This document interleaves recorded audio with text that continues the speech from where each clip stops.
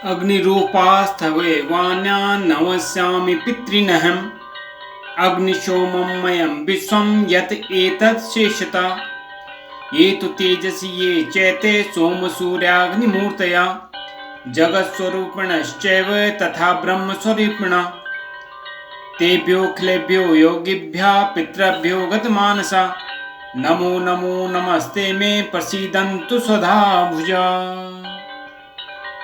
आप सभी दोस्तों को मेरा नमस्कार। पंचांग के अनुसार इस वर्ष पितृपक्ष 20 सितंबर 2021 यानी कि सोमवार को भाद्रपद मास की शुक्ल पक्ष की पूर्णिमा तिथि से प्रारंभ हो रहे हैं। पितृपक्ष का समापन 6 अक्टूबर 2021 यानी बुधवार को आश्विन मास की कृष्ण पक्ष की अमावस्या तिथि पर होगा। इस वर्ष 26 सितंबर को श्राद्ध की तिथि नहीं है। तो श्राद्ध की तिथियां कौन कौन सी है मैं आपको बता देता हूं।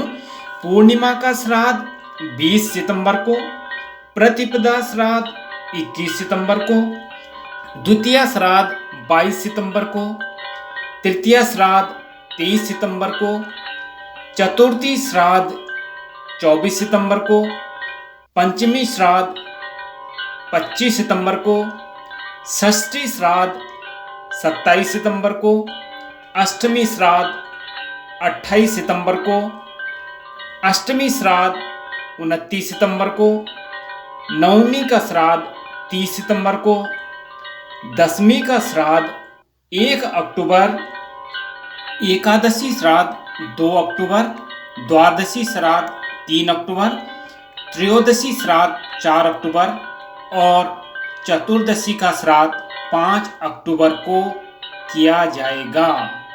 दोस्तों, श्राद्ध क्या है और क्यों किए जाते हैं? श्राद्ध वास्तव में श्रद्धा पूर्वक अर्थात शुद्ध मन, कर्म और वचनों के द्वारा पितरों की आत्मा की शांति के लिए किए जाने वाले तर्पण हैं। साथ ही श्राद्ध करके पितरों का आभार प्रकट किया जाता है। फिर पितर कौन है? इस धरती पर जो भी व्यक्ति जन्म लेता है लेकिन अब वह जीवित नहीं है, उन्हें पितर कहते हैं। ये विवाहित, अविवाहित, बच्चे, बुजुर्ग, स्त्री, पुरुष आदि सभी हो सकते हैं जिनकी मृत्यु हो चुकी है। ये सभी पितर इस पितृपक्ष में मृत्युलोक में विचरण करते हैं और पितृपक्ष समाप्त होते ही वापस अपने धाम को चले जाते हैं। अच्छा, अब इसके बाद में आता है कि क्यों करते हैं हम श्राद्ध। इसके पीछे एक पौराणिक कथा है। कहा जाता है कि जब महाभारत के युद्ध में दानवीर कर्ण का निधन हो गया और उनकी आत्मा स्वर्ग में पहुंची तो उन्हें नियमित भोजन की बजाय खाने के लिए सोना और गहने दिए गए। इस बात से कर्ण बहुत निराश हुए और उन्होंने इंद्रदेव से इसका कारण पूछा। तब इंद्रदेव ने कर्ण को बताया कि आपने अपने पूरे जीवन में सोने के आभूषणों को दूसरों को दान किया, लेकिन कभी भी अपने पूर्वजों को याद नहीं किया। तब कर्ण ने उत्तर दिया कि वह पूर्वजों के बारे में ना तो जानता है और न उसे पता था, और उसे सुनने के बाद भगवान इंद्र ने उसे 15 दिनों की अवधि के लिए पृथ्वी पर वापस जाने की अनुमति दी ताकि कर्ण अपने पूर्वजों को भोजन दान कर सके। इन्हीं 15 दिनों की अवधि को पितृपक्ष के रूप में माना जाता है। दोस्तों, वैसे कथाएं तो बहुत सारी हैं, लेकिन जो हमारे पुराणों में बताई गई है और ये 15 दिनों का जो महत्व है उसमें यही बताया गया है। पितरों का श्राद्ध कौन सी तिथि को करें? तो इसमें यह है कि जिस तिथि को पितरों की मृत्यु हुई है उसी तिथि पर श्राद्ध कर्म किया जाता है।